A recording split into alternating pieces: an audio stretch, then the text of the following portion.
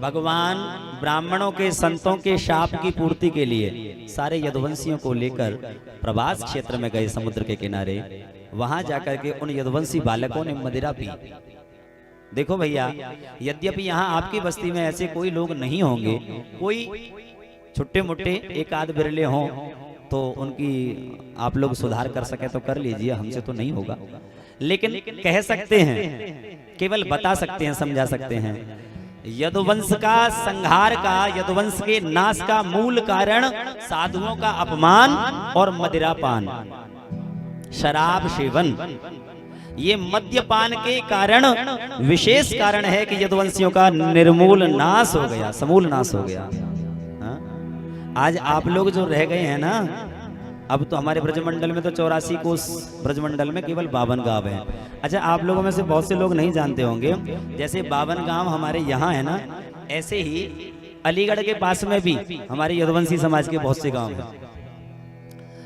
ऐसे ही 52 गांव ही लगभग मध्य प्रदेश में है, शायद सागर जिले में। हमारे महाराज जी की आज से 6-7 साल पहले वहां कथा हुई थी, तो वहां पर भी है। अच्छा, एक बात समझने की, और यहाँ सारे यदुवंशी बैठे हैं, आप लोगों के जानने के लिए, आप लोग अपने आप को जादौन कहलाने लगे। ये जादौन अपभ्रंश शब्द है। एक्चुअल में आप लोग जादौन नहीं, यादव हैं। कौन? यादव।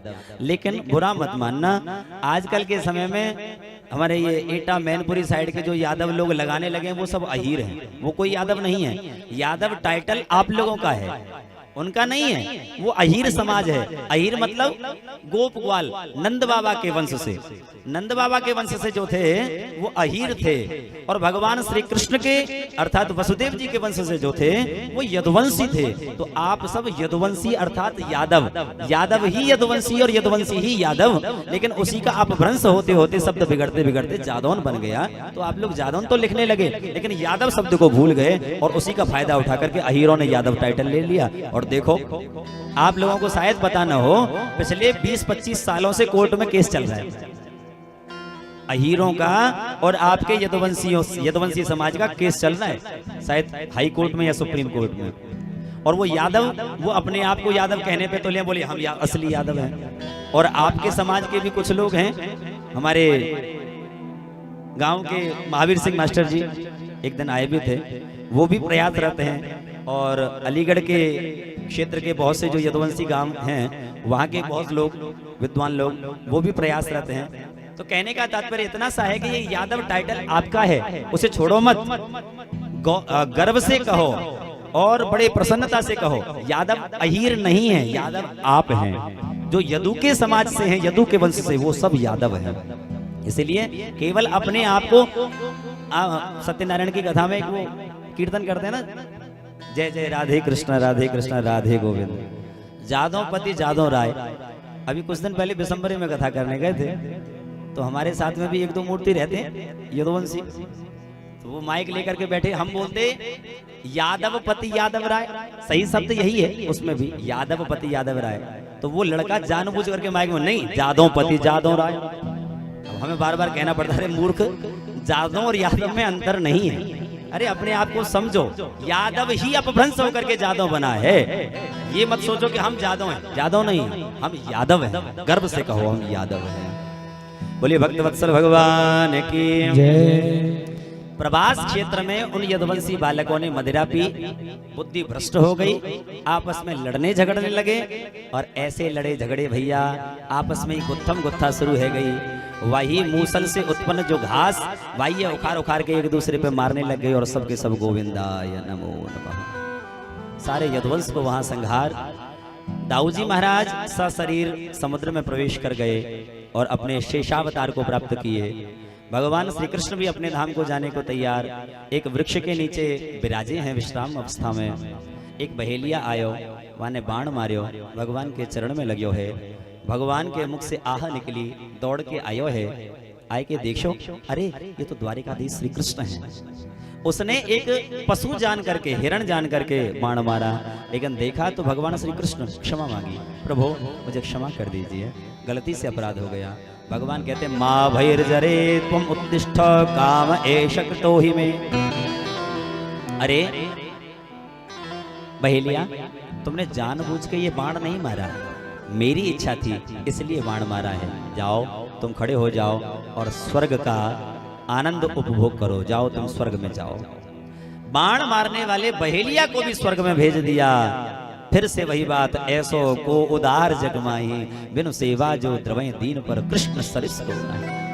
बाण मारने वाले को स्वर्ग भेजते हैं, जहर पिलाने वाली पूतना को अपनी माता की गति देते हैं। ऐसे दयालु और कौन मिलेंगे इस संसार में भैया। भगवान को लेने के लिए विमान आया, भगवान विमान पर बैठ करके, विमान पर आरूढ़ होकर के इस पृथ्वी को, इस धरा को छोड़ करके सदा सर्वदा के लिए अपने धाम को चले गए। बोले भक्त वत्सल भगवान की। भगवान के जाते ही कलयुग प्रारंभ। कलयुग के राजाओं का वर्णन किया, कलयुग के प्रभाव का, कलयुग की स्थिति का वर्णन किया। क्या स्थिति है, क्या दृश्य है, क्या प्रभाव है, क्या पाप है, क्या अत्याचार दुराचार हो रहा है, ये सब ज्यादा बताने की जरूरत नहीं, आप सब देख ही रहे हैं ये सब घटनाएं। लेकिन कहते हैं अभी तो कलयुग का प्रारंभ है। कलयुग की उम्र है 4,32,000 वर्ष और अभी केवल 5200 के लगभग साल बीती है। कितनी बीती हैं? 5200 के लगभग। अब विचार करके देखें तो अभी तो बाल्यावस्था में, अभी तो घुटमन चल रही हो कलयुग। सोचो अगर पावन पावन चले लग गो तो न जानो कहा करेगो। और कहते हैं आने वाले समय में जब वह कलयुग अपनी चरम सीमा पर पहुंचेगा, कहीं कोई पुण्य नहीं, कहीं कोई नियम नहीं, कोई मर्यादा नहीं, कोई अनुशासन नहीं, कोई साधन नहीं, सब समाप्त। सब लोग अपनी अपनी मर्यादाएं भूल जाएंगे। जो कुछ संबंध देखने को मिलते हैं ना, माता पिता का, माता पुत्र का, भाई बहन का, जिनकी हम मर्यादा निभाते हैं, वो संबंध भी सब लोग तब प्राय हो जाएंगे, मुस्लिमों जैसी स्थिति हो जाएगी, ऐसा बताया। और इस कलयुग के प्रभाव से बचने का उपाय क्या बताया है? श्री सुखदेव जी महाराज कहते हैं कलेर दोष निधे राजन अस्ति को महान गुण कीर्तनादेव कृष्णस्य मुक्त संग परम व्रजे। राजन, कलयुग में बहुत से दोष, लेकिन एक विशेष गुण क्या? भगवान श्री कृष्ण का, श्री राधा नाम का, श्री राम नाम का कीर्तन करो। कीर्तन करने से सहज में कल्याण हो जाएगा, बड़ी आसानी से कल्याण हो जाएगा। ये बात बताई। इसके उपरांत अंतिम उपदेश किया है सुखदेव जी ने, त्वम तु राजन मरिष्यति पशु बुद्धिम इमाम जही।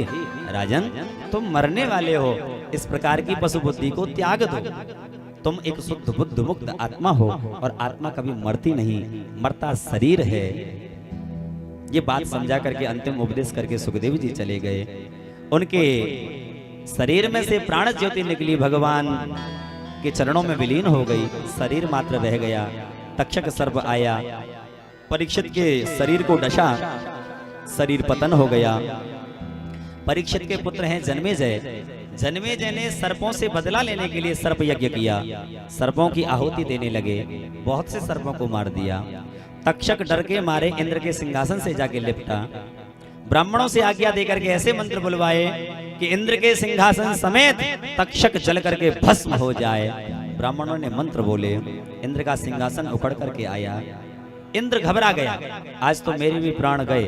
तब गुरुदेव की याद आई और गुरुदेव से प्रार्थना की, गुरुदेव मेरे प्राण बचाओ। बृहस्पति जी ने आकर के जन्मेजय को समझाया, उस यज्ञ को विराम कराया और समझाया, क्या इन सर्पों के मारने से तुम्हारे पिता जीवित होंगे? बोले नहीं होंगे। तो फिर ये जीव हत्या क्यों कर रहे हो? बंद करो ये यज्ञ। यज्ञ बंद कराया भैया। इसके उपरांत मार्कंडेय मुनि ने भगवान की माया का दर्शन करना चाहा, भगवान ने दर्शन कराया है। और अब सूत जी महाराज शौनकादि ऋषियों को इन संपूर्ण भागवत की सूची अर्थात संक्षिप्त विवरण सुना रहे हैं। आइए हम आप सब लोग थोड़ी देर में इस संक्षिप्त विवरण को और सुने, जिसके लिए कहा जाता है कि इस सूची को सुनकर के पूरी भागवत सुनने का लाभ मिलता है।